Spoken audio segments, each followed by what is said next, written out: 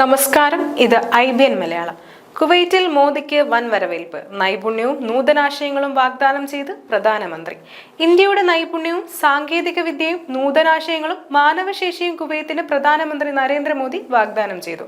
പുതിയുഗ കുവൈറ്റിന് ആവശ്യമായതെല്ലാം ഇന്ത്യക്ക് നൽകാനാകുമെന്ന് പ്രധാനമന്ത്രി പറഞ്ഞു.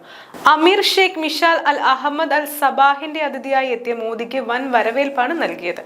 ഒന്നാം ഉപപ്രധാനമന്ത്രിയും പ്രതിരോധ ആഭ്യന്തരമന്ത്രിയുമായ ഷെയ്ഖ് ഫഹദ് അൽ യൂസഫ് അൽ സബാഹിന്റെ നേതൃത്വത്തിലുള്ള ഉന്നതതല സംഘം അദ്ദേഹത്തെ വിമാനത്താവളത്തിൽ സ്വീകരിച്ചു. 43 വർഷത്തെ ഇടവേളയ്ക്ക് ശേഷമാണ് ഇന്ത്യയുടെ പ്രധാനമന്ത്രി കുവൈറ്റ് സന്ദർശിക്കുന്നത്. ഇന്ത്യയുടെയും കുവൈറ്റിന്റെയും ദേശീയ പതാകകളും മോദിയുടെ ഛായാചിത്രങ്ങളും എല്ലായിടത്തും നിറഞ്ഞു. വിവിധ സംസ്ഥാനങ്ങളെ പ്രതിനിധീകരിച്ച് കഥകളിയും നൃത്തങ്ങളും ഒരുക്കിയിരുന്നു.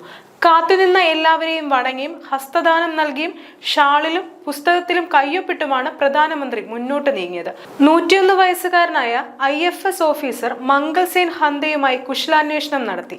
രാമായണത്തിന്റെയും മഹാഭാരതത്തിന്റെയും അറബിക് വിവർത്തനങ്ങൾ തയ്യാറാക്കിയ അബ്ദുള്ള അൽ ബാരൻ, അബ്ദുൾ ലത്തീഫ് അൽ നിസഫ് എന്നിവരെയും പ്രസാധകരെയും മോദി അഭിനന്ദിച്ചു.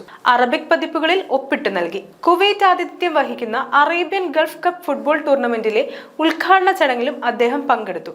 വിവിധ സാമുദായിക നേതാക്കളുമായി ചർച്ച നടത്തി. ഗൾഫ് സ്പീക്ക് ലേബർ ക്യാമ്പിൽ തൊഴിലാളികളോടൊപ്പം ലഘുഭക്ഷണം കഴിച്ചു. കുവൈറ്റ് അമീറുമായും പ്രധാനമന്ത്രിയുമായും വ്യവസായ പ്രമുഖരുമായും നരേന്ദ്രമോദി ചർച്ച നടത്തും.